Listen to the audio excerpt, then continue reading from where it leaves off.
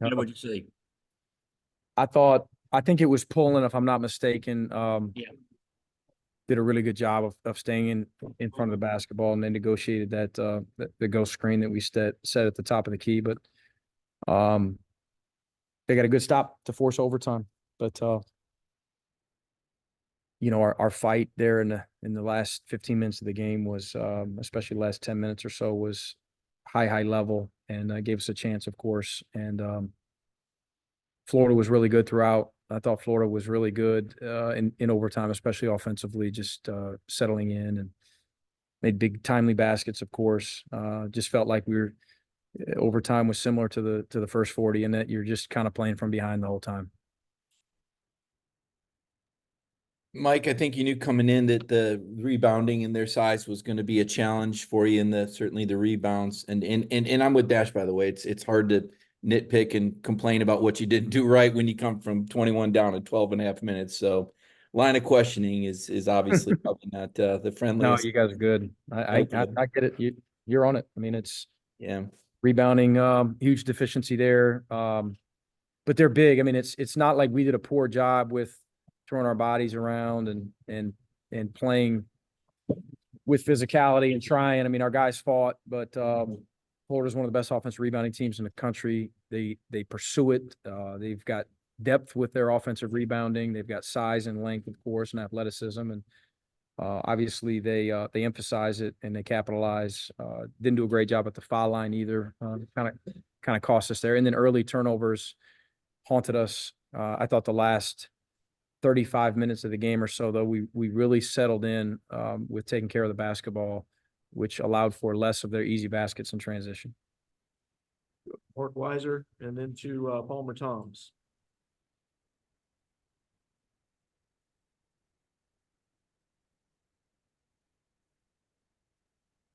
Mark, okay, let's do Palmer and then Jordan.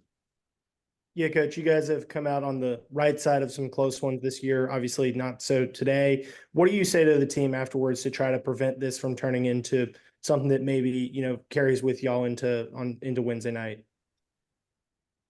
It won't. I mean, it's not who these guys are. These guys aren't very delicate mentally. Collectively, this group will come back to work Monday, and it is Saturday, right? This thing runs together. And they'll be ready to work, and we'll learn from the film. I'm not worried about that. What I did say was obviously really proud of the fight and the connection down the stretch.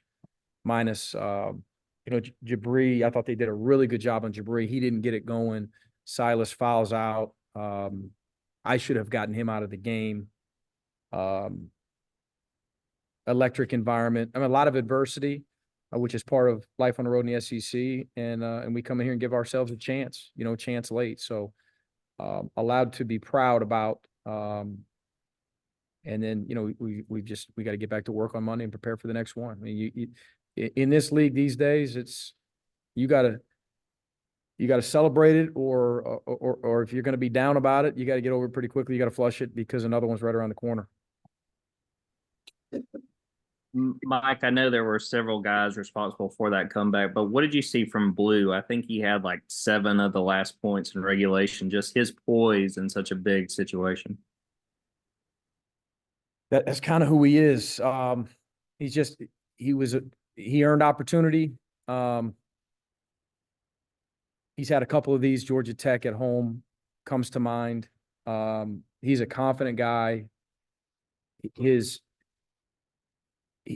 very even keel. He's level headed, and that'll serve him well in moments like that.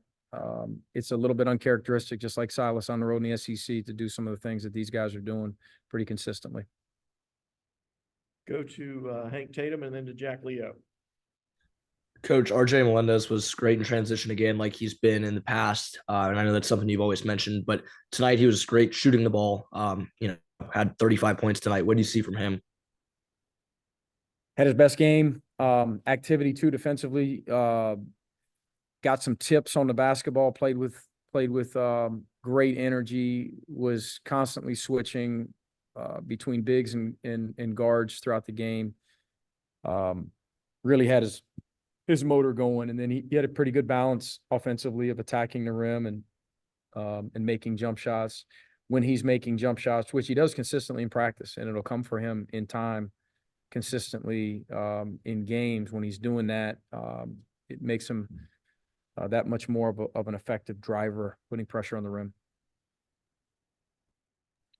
Mike, not the first time, but you guys have obviously had one of these comebacks. I mean, even with the Kentucky game last week, just coming back, making it close late. I mean, how does this team do it time after time? Is it the same kind of formula, same thing? I mean, does it start on the sideline? How does that work?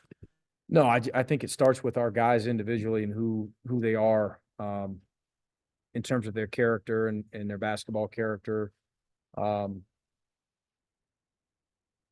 They just continue to fight. You know, we've had a lot of hard practices with this team and long practices and consecutive days of practices. And, you know, early on, probably mid-fall, we thought as a staff we had a team that would compete very consistently.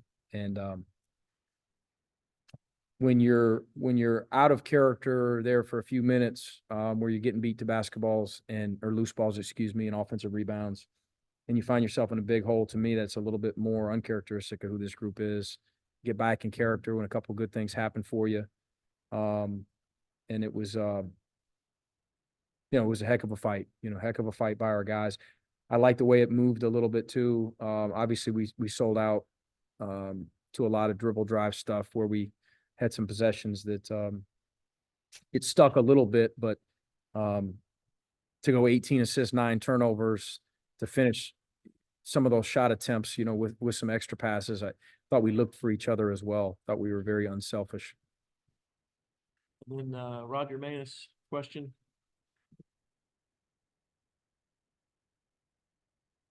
Okay. If not, I believe that's it. Thanks, everybody. Appreciate y'all. Thanks, guys.